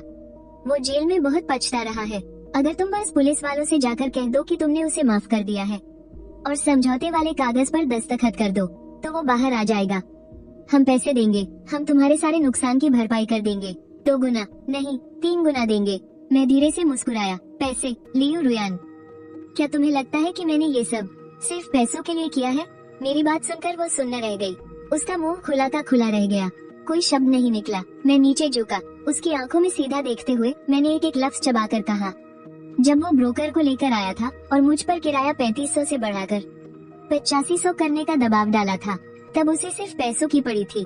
और जब तुमने बाहर मेरे खिलाफ अफवाहें फैलाई कि मैं गंदा तेल और सड़ी हुई सब्जियां इस्तेमाल करता हूँ, तब तुम्हारा एक ही मकसद था, मुझे बर्बाद करना। जब उसने जानबूझकर मेरी झूठी शिकायतें की ताकि मेरी दुकान बंद हो जाए, तब उसने एक बार भी नहीं सोचा कि मैं कैसे जीऊंगा। और अब जब उसने मेरी दुकान पर गंदगी फेंकी, मेरे दरवाजे तोड़े, तो तुम मुझसे कह रही हो कि उससे नासमझी में गलती हो गई। लियू रुयान का चेहरा सफेद पड़ने लगा और उसका शरीर कांपने लगा। बात यह नहीं है कि मैं उसे माफ करूं या नहीं, बात यह है कि उसने कानून तोड़ा है। उसे मेरी माफी की नहीं, बल्कि कानून की सजा और सबक की जरूरत है। मेरी माफी की कोई कीमत नहीं है और नहीं वो उसे बचा सकती है। लियू रुयान की आंखों में नफरत भर गई। क्या तुम हमें पूरी तरह से बर्बाद करके ही छोड़ोगे? फूचियान, तुम इतने पत्थर दिल हो, तुम्हें अपने किए की सजा जरूर मिलेगी। मुझे सजा मिलेगी या नहीं ये तो मैं नहीं जानता, लेकिन मुझे इतना पता है कि उसकी सजा शुरू हो चुकी है। अब मेहरबानी करके मेरी दुकान से निकल जाओ, वरना मैं अभी पुलिस को बुला लूंगा। लियू रुयान जमीन से उठी और मुझे नफरत भरी निगाहों से घूरती रही। उसने एक लफ्ज भी नहीं कहा और बेजान कदमों से हताश होकर वहाँ से चली गई। कुछ दिनों बाद मेरी दुकान पर अक्सर खाना खाने आने वाले एक रियल एस्टेट कंपनी के मैनेजर मुझसे मिलने आए। बॉस फू, क्या आपको दिलचस्पी है अपनी इस छोटी सी दुकान को हमारी नई बिल्डिंग में खोलने में? उन्होंने मुस्कुराते हुए मुझे एक फाइल थमाई। हम शहर के पूर्वी हिस्से में एक नया कमर्शियल प्लाजा बना रहे हैं जो अगले साल खुलेगा। हमें आपके हुनर और आपकी ईमानदारी पर पूरा भरोसा है, बस आप हाँ कर दीजिए। सबसे अच्छी जगह और सबसे कम किराया हम आपके लिए बचा कर रखेंगे। उस फाइल को हाथों में थामे मेरा दिल जोर जोर से धड़कने लगा। एक नई ब्रांच खोलना, अपनी दुकान को एक बड़ा ब्रांड बनाना, एक नई और एक बहुत बड़ी दुनिया जैसे मुझे पुकार रही थी। 1 महीने बाद वांग डेफो के केस की कोर्ट में सुनवाई शुरू हुई। मैं एक पीड़ित और मुख्य गवाह के तौर पर अदालत में मौजूद था। अदालत के उस कमरे में मैंने एक बार फिर वांग डेफो को देखा। वो जेल की वर्दी पहने हुए था और पहले से बहुत ज्यादा कमजोर लग रहा था। उसकी आंखों में एक सूनापन था, पहले जैसा वो घमंड अब रत्ती भर भी नहीं बचा था। जब अदालत में सीसीटीवी फुटेज चलाई गई, तो वो पूरे समय अपना सिर झुकाए खड़ा रहा। उसका शरीर हल्का हल्का कांप रहा था। वो वीडियो उसके खिलाफ एक ऐसा सबूत था जिसे वो झूठला नहीं सकता था। यह वो शर्मिंदगी थी जिसका वो सामना नहीं कर पा रहा था। कोर्ट की कार्यवाही बहुत तेजी से आगे बढ़ी। वांग डेफो के वकील ने यह साबित करने की बहुत कोशिश की कि उसने ये सब नशे की हालत में गुस्से में किया और यह उसकी पहली गलती थी ताकि उसकी सजा कम हो सके। लेकिन सरकारी वकील ने उसकी पहले की गई सारी छेड़खानी और बदले की हरकतों को सामने रखकर ये साबित कर दिया कि उसकी नीयत बहुत ही खराब थी और वकील की सारी दलीलें खारिज करवा दी। आखिरकार जज ने कोर्ट में अपना फैसला सुनाया। वांग डेफो को जानबूझकर संपत्ति को नुकसान पहुंचाने के जुर्म में 8 महीने की जेल की सजा सुनाई गई और साथ ही पीड़ित को हुए आर्थिक नुकसान की भरपाई करने का आदेश दिया गया, जो कि कुल मिलाकर 38,000 युआन था। जैसे ही 8 महीने की सजा की बात अदालत में गूंजी, दर्शक दीर्घा में बैठी लियू रुयान जोर से चीख पड़ी और वहीं बेहोश होकर गिर गई। और वांग डेफो, ऐसा लग रहा था जैसे उसकी आखिरी बची खुची ताकत भी छिन गई हो। वह कटघरे में बेजान सा गिर पड़ा। मैं शिकायतकर्ता की जगह पर बैठा था, चेहरे पर एकदम शांति थी। कोर्ट की सुनवाई खत्म होने के बाद मैं अपनी छोटी सी दुकान पर लौट आया। सब कुछ पहले की तरह शांत हो गया था। वांग डेफो की दुकान और उसका घर उसके जेल जाने के कुछ ही समय बाद बाहर से आए एक इन्वेस्टर ने एक साथ खरीद लिया। कीमत भी मार्केट रेट से करीब 30% कम थी। पुरानी दुकान के बाहर लोहे का ढांचा बंधा हुआ है। अंदर मजदूर खटपट करके काम कर रहे हैं। वो शटर जिस पर कभी पेंट फेंका गया था और पोस्टर चिपकाए गए थे, अब हटा दिया गया है। उसकी जगह एक चमचमाती शीशे की दीवार लग गई है। वांग डेफो का दौर अब खत्म हो चुका था और मेरी नजरें अब और भी आगे देख रही थी, शहर के पूर्वी हिस्से में बनने वाले नए कमर्शियल प्लाजा प्रोजेक्ट पर। उस प्रोजेक्ट की फाइल मेरी दराज में रखी है। इन दिनों मैंने अपनी खास डिशेस की रेसिपी तैयार करना शुरू कर दिया है ताकि खाना बनाने का एक फिक्स तरीका सेट कर सकूं। मैंने बिजनेस मैनेजमेंट का एक ऑनलाइन कोर्स भी ज्वाइन कर लिया है। शियाओया मुझे रोज इतना बिजी देखकर हैरानी से पूछती है, भैया अभी तो हमारा बिजनेस इतना अच्छा चल रहा है, अब आप और क्या नया करने में लगे हुए हो? मैंने कहा, शियाओया ये दुकान तो बस हमारी शुरुआत है। आगे चलकर हम इस शहर में अपनी दूसरी और तीसरी फू फैमिली रेस्तरां खोलेंगे। शियाओया की आंखें तुरंत चमक उठी। उनमें भविष्य को लेकर एक अलग ही उत्साह था और वो नया कमर्शियल प्लाजा इस शहर के आने वाले कल की तस्वीर है। ये सरकार के सपोर्ट से बन रहा एक नया और खास बाजार है। प्लानिंग के हिसाब से वहाँ शॉपिंग, खाने पीने की जगह, एंटरटेनमेंट और ऑफिस सब कुछ एक ही जगह होगा। मकसद है शहर के सबसे जवान और अच्छे पैसे खर्च करने वाले लोगों को वहाँ खींचना। प्रोजेक्ट फाइल में रंग बिरंगी तस्वीरों के जरिए मेरे लिए जो जगह रखी गई है उसे हाईलाइट किया गया था। ग्राउंड फ्लोर पर एकदम सड़क के किनारे सामने ही प्लाजा का फव्वारा है। ये पूरी कमर्शियल स्ट्रीट की सबसे प्राइम लोकेशन है जहाँ सबसे ज्यादा भीड़ होगी। नीचे छोटे अक्षरों में किराए का प्लान लिखा था। पहले 2 साल तक किराया बिल्कुल फ्री और तीसरे साल से आधा किराया लगेगा। मैनेजर चेन ने बताया कि वो सिर्फ मेरे हाथ का स्वाद ही नहीं देख रहे हैं बल्कि मेरा नाम भी देख रहे हैं। और हाल ही में हुए उस हंगामे के दौरान मैंने जो हिम्मत और समझदारी दिखाई, उन्हें मेरे जैसे ही एक अच्छी और सच्ची कहानी वाले दुकानदार की जरूरत है जिसकी लोग चर्चा करें ताकि ज्यादा से ज्यादा ग्राहक आए। एक तरह से देखा जाए तो मेरा रेस्तरां अब मेरी पहचान बन चुका है। मुझे अच्छे से पता है कि यह एक बहुत बड़ा मौका है और एक चुनौती भी। हुई मिन रोड पर मैं आस पड़ोस के लोगों की तारीफों और पिछले 3 सालों में बनाए गए रिश्तों के भरोसे चल रहा था, लेकिन एक बिल्कुल नए माहौल में मुझे और भी नखरे वाले ग्राहकों का सामना करना होगा और कड़ा मुकाबला होगा। सब कुछ जीरो से शुरू करना होगा। सबसे बड़ी मुश्किल ये है कि मैं दूसरी फू फैमिली रेस्तरां कैसे बनाऊंगा। मेरी सबसे बड़ी ताकत तो मैं खुद हूँ। हर डिश में आंच कितनी रखनी है, किस मसाले को कितना डालना है, ये सब मेरे दिमाग और मेरे हाथों में बसा है। लेकिन अगर मुझे नई ब्रांच खोलनी है तो मुझे अपने हाथों के हुनर को एक ऐसे सिस्टम में बदलना होगा जिसे कोई भी आसानी से सीख सके और कॉपी कर सके। एक ऐसा फिक्स तरीका जिसका सख्ती से पालन हो सके। इसलिए मैंने हर एक डिश को लिया, सब्जियों के वजन और काटने के तरीके से लेकर बर्तन में डालने के क्रम और पकने के टाइम तक, यहाँ तक कि आखिर में कितनी चम्मच सॉस डालनी है, सब कुछ नाप कर लिख लिया है। नमक ग्राम में तौल कर डलेगा, तेल नापने वाले कप से डलेगा और पकने का टाइम सेट करने के लिए टाइमर का इस्तेमाल होगा। शियाओया ये सब देखकर हक्के बक्के रहकर, भैया क्या आप कोई केमिस्ट्री का एक्सपेरिमेंट कर रही हैं? मैंने मुस्कुराकर अपनी मशहूर होंगशाओ रू की एक नई तैयार की गई रेसिपी का फ्लोचार्ट और काम करने का स्टैंडर्ड तरीका उसे थमा दिया। आज से तुम मेरे पहले स्टूडेंट हो। इस पुरानी दुकान को आगे चलकर तुम्हें ही संभालना है। तुम्हें इन स्टैंडर्ड्स को इस्तेमाल करना सीखना ही होगा ताकि खाने में बिल्कुल मेरे जैसा ही स्वाद आए। ये सुनते ही शियाओया की आंखों में एक गजब की चमक आ गई। उसने उन कागजों को कसकर पकड़ा और जोर से सिर हिलाया। चीजों को स्टैंडर्डाइज करने के अलावा मुझे एक हुनरमंद इंसान की भी जरूरत है। एक ऐसा नया हेड शेफ जो अकेले पूरी रसोई संभाल सके। सिर्फ फ्लोचार्ट के भरोसे काम नहीं चल सकता। एक शेफ का तजुर्बा और उसकी समझ भी उतनी ही अहम होती है। मैंने इंडस्ट्री में नौकरी के विज्ञापनों पर नजर रखना शुरू किया और सामान सप्लाई करने वालों से भी किसी अच्छे इंसान को ढूंढने के लिए कहा। वीकेंड पर मैं अकेला ही बस पकड़कर ईस्ट सिटी के नए कमर्शियल प्लाजा गया। वहाँ अभी भी कंस्ट्रक्शन का काम चल रहा था। हर तरफ ऊंची ऊंची क्रेनें और मचान लगे हुए थे। हवा में सीमेंट और धूल की महक थी, लेकिन उस कंस्ट्रक्शन साइट के सामने खड़े होकर उस शानदार बिल्डिंग को आकार लेते हुए देखकर मेरे दिल में एक आग सी जल रही थी। वांग डेफो ने मुझे बर्बाद करने की पूरी कोशिश की थी, लेकिन किस्मत के खेल में उसने अनजाने में ही मेरे लिए एक बड़ी और नई दुनिया का दरवाजा खोल दिया। मेरी जिंदगी अब उस मुकाम की तरफ बढ़ रही थी जिसके बारे में मैंने कभी सपने में भी नहीं सोचा था। मैंने उस कंस्ट्रक्शन साइट की तरफ देखकर मन ही मन कहा, तुम्हारा बहुत बहुत शुक्रिया। 15 दिनों के बाद मैंने ईस्ट सिटी के नए कमर्शियल प्लाजा के बिल्डरों के साथ किराए के एग्रीमेंट पर आधिकारिक तौर पर साइन कर दिए। कॉन्ट्रैक्ट साइन होने वाले दिन मैनेजर चेन खुद वहाँ मौजूद थे और उन्होंने लोकल मीडिया वालों को भी बुलाया था। बॉस फू हमारी हुईमिन रोड से निकले आम लोगों के असली मास्टर शेफ है। उनकी कहानी हमारे आज के दौर की एक आम इंसान के संघर्ष और उसकी लगन को दिखाती है। हमें बहुत खुशी है कि हमें फूज लिटिल रेस्टोरेंट जैसे भरोसेमंद और बेहतरीन क्वालिटी वाले ब्रांड के साथ काम करने का मौका मिला है, ताकि हम मिलकर ईस्ट सिटी की एक नई पहचान बना सके। इस खबर के टीवी पर आने के बाद मैं एक बार फिर से आस पड़ोस के लोगों के बीच चर्चा का विषय बन गया। लेकिन इस बार कोई विवाद या बदनामी नहीं थी, बल्कि लोगों की दुआएं और उनकी तारीफें थी।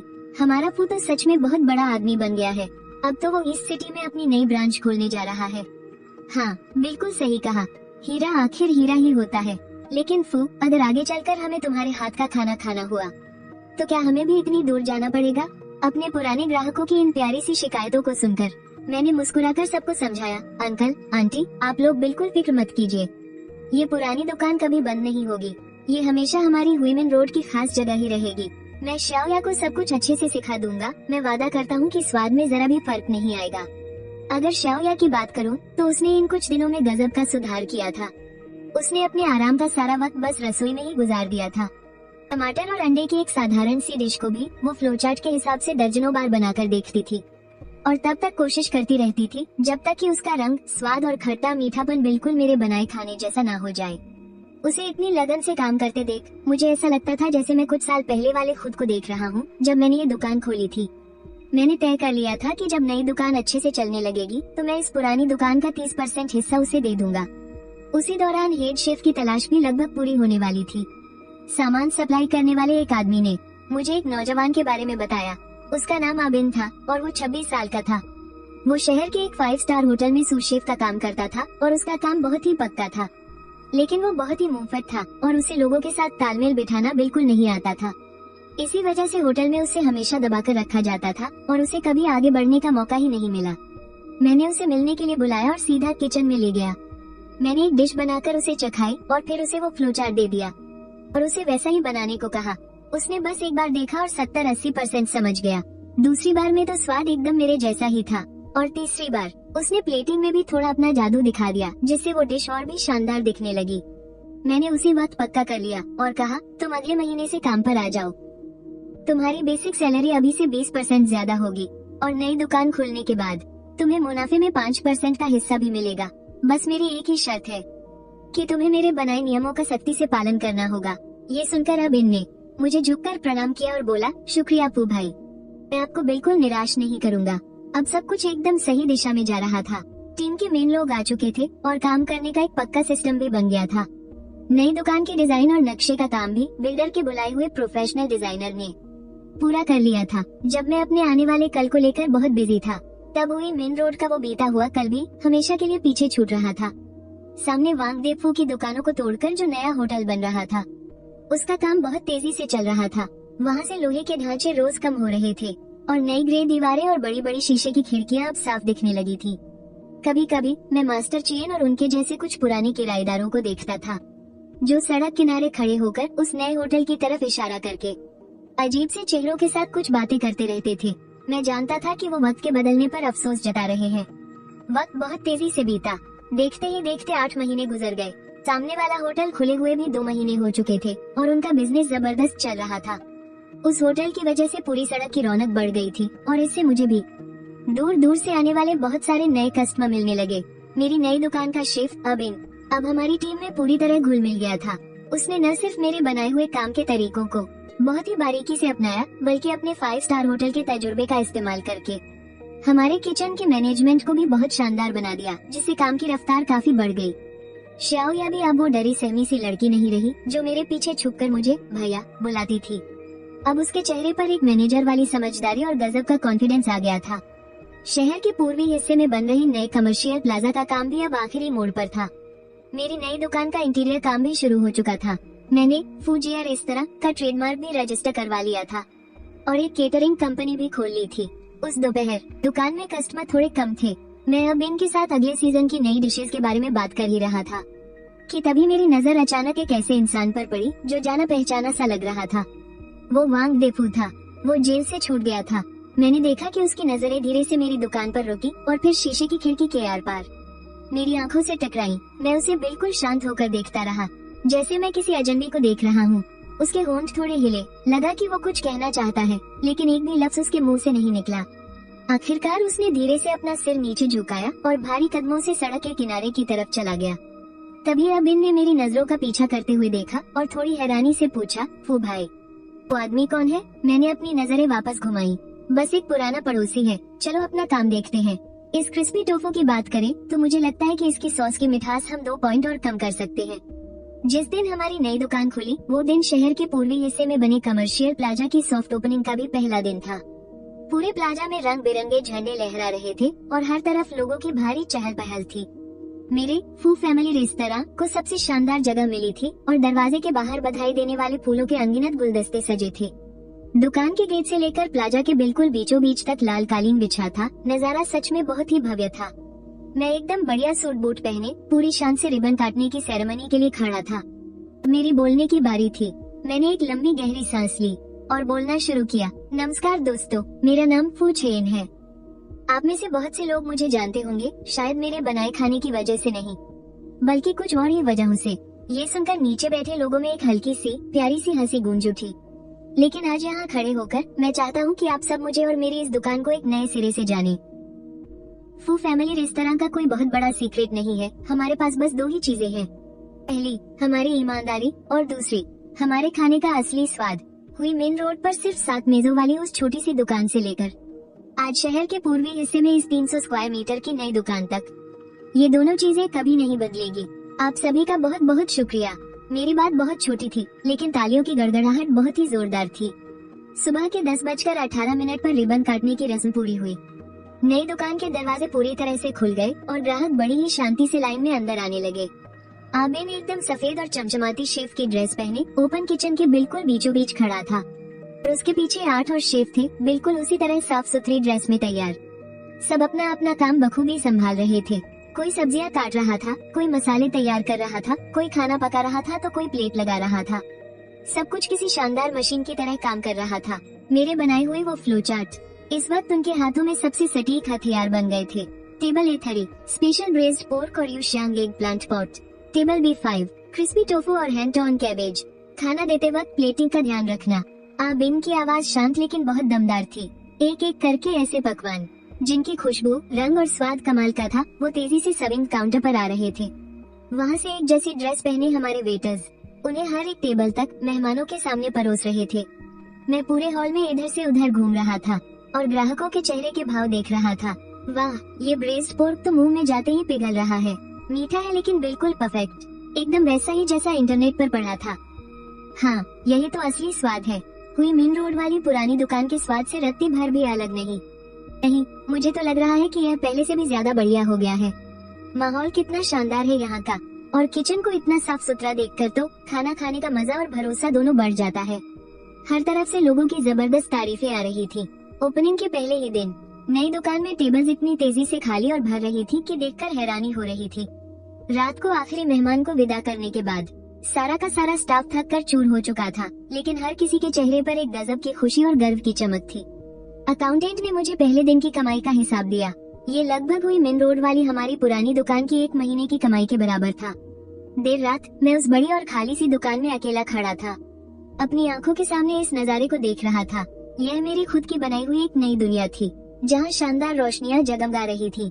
कुर्सियां और मेजें बिल्कुल सलीके से लगी थी। मैं फर्श से छत तक जाने वाली उन बड़ी बड़ी खिड़कियों के पास गया और बाहर झांक कर देखा। दूर दूर तक शहर के अनगिनत घरों की रोशनियां टिमटिमा रही थी। हुई मेन रोड से लेकर शहर के इस पूर्वी हिस्से तक, 7 मेजों से लेकर 300 स्क्वायर मीटर तक, महीने के 10,000 से ज्यादा के मुनाफे से लेकर अब एक ही दिन में पूरे महीने भर की कमाई करने तक का ये सफर। ये रास्ता मेरे लिए बहुत मुश्किलों भरा था, लेकिन मैंने इसे पूरे हौसले और पक्के इरादे के साथ पार किया। मुझे पता था कि आज से फू फैमिली रेस्तरां सिर्फ एक खाने की दुकान का नाम नहीं रह गया है। अब यह एक बड़ा ब्रांड बनने वाला था। ओपनिंग के सबसे अहम और सबसे व्यस्त पहले हफ्ते के बीत जाने के बाद मैंने इस नई दुकान के रोजमर्रा के कामकाज की पूरी जिम्मेदारी आबिन के हाथों में सौंप दी। मैं वापस हुईमिन रोड वाली दुकान पर आ गया। अंदर शिया बड़े ही अच्छे तरीके से सब कुछ संभाल रही थी। मुझे वापस आते देख उसकी आंखें चमक उठी। वो जल्दी से बाहर आई और बोली, फू सर, आप आ गए। मैंने कहा, जब कोई बाहर वाला न हो तो मुझे भैया ही बुलाया करो। उसने भी चहकते हुए हामी भर दी। उसके चेहरे पर एक बड़ी सी मुस्कान खिल गई। मैंने उसके काम में कोई रुकावट नहीं डाली, बस एक कोने में बैठ गया और चुपचाप उसे देखने लगा। नई दुकान खुलने का हमारी पुरानी दुकान के काम पर कोई असर नहीं पड़ा था। बल्कि मुख्य ब्रांच का नाम सुनकर यहाँ और भी ज्यादा ग्राहक आने लगे थे। शिया ने सब कुछ बहुत बढ़िया तरीके से संभाल रखा था। खाने का स्वाद और उसकी क्वालिटी बिल्कुल मेरे बनाए गए स्टैंडर्ड के हिसाब से ही थी। दोपहर में जब ग्राहकों की भीड़ कम हुई तो मैंने शिया को पीछे किचन में बुलाया और एक फाइल निकालकर उसे दी। यह क्या है? ये शेयर ट्रांसफर के कागजात है। आज से इस पुरानी दुकान में मेरी 70% हिस्सेदारी होगी और तुम्हारी 30%। अब तुम सिर्फ इस दुकान की मैनेजर नहीं हो बल्कि यहाँ की एक मालकिन भी हो। साल के अंत में तुम्हारे हिस्से के हिसाब से तुम्हें मुनाफा मिल जाया करेगा। शिया ने वो फाइल पकड़ी और उसकी आंखें तुरंत छलक आई। भैया, ये बहुत बड़ी बात है। मैं यह नहीं ले सकती। तुम इसकी हकदार हो। ये दुकान हमारी नींव है। तुमने ही इसे बचा कर रखा है। अगर तुम ना होती तो फूड इस तरह का आज और कल कुछ भी नहीं होता। इस 30% हिस्से पर तुम्हारा ही हक है। शिया के आंसू छलक पड़े। उसने फिर मना नहीं किया, बस जोर से सिर हिलाया और उस फाइल को कसकर अपने सीने से लगा लिया। शहर के पूर्वी हिस्से वाली नई दुकान पर वापस आने के बाद मैंने देखा कि मास्टर चेन और लाओली दुकान में बैठे मेरा इंतजार कर रहे थे। वो लोग अपने साथ एक बहुत बड़ा साइन बोर्ड लेकर आए थे जिस पर एक मशहूर कैलीग्राफर ने बड़े अक्षरों में लिखा था, उत्कृष्ट कला और नेक दिल। फू साहब, हम सब पड़ोसियों ने पैसे मिलाकर खास तौर पर इसे आपके लिए बनवाया है। हमने सुना है जब से आपने वांग देफो की पोल खोली है ना, तब से हमारे इस इलाके का माहौल काफी सुधर गया है। नया मकान मालिक भी कायदे से काम करता है। कॉन्ट्रैक्ट साइन करने और कागजी कार्रवाई में वो वांग देफो से 100 गुना बेहतर है। अब हम सबका बिजनेस करना बहुत आसान हो गया है। इस सब के लिए आपका बहुत बहुत शुक्रिया। मैंने उस भारी भरकम साइन बोर्ड को देखा और सामने खड़े उन सीधे सादे और नेक लोगों के चेहरों को देखकर मेरा दिल भावनाओं से भर गया। 2 साल बाद नए साल की शाम हमेशा की तरह फू रेस्तरां में 7 दिन की छुट्टियां शुरू हो गई थी। पूर्वी हिस्से वाली नई दुकान पर पहले ही ताला लग चुका था, लेकिन हुईमेन रोड वाली पुरानी दुकान में आज रात गजब की रौनक थी। मैंने अपने सभी खास कर्मचारियों को पार्टी के लिए उसी जगह बुलाया था जहां से हमने शुरुआत की थी। एक लंबी सी डाइनिंग टेबल पर ढेर सारे लजीज पकवान सजे हुए थे।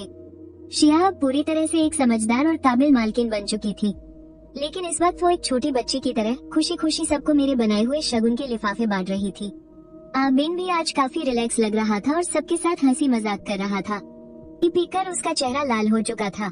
हम सब एक साथ बैठे थे, पिछले 1 साल की कामयाबियों और आने वाले नए साल की उम्मीदों के बारे में बातें कर रहे थे। पिछले 2 सालों में फूड इस तरह सिर्फ एक ब्रांड नहीं बल्कि एक छोटा सा फूड एम्पायर बन चुका था। हुईमेन रोड की मेन ब्रांच और पूर्वी हिस्से के बड़े आउटलेट के अलावा शहर के दक्षिण और पश्चिम में हमारी तीसरी और चौथी ब्रांच भी अब अच्छे से चलने लगी थी। मेरी रेस्तरां मैनेजमेंट कंपनी अब एक बड़ी और शानदार ऑफिस बिल्डिंग में शिफ्ट हो गई थी।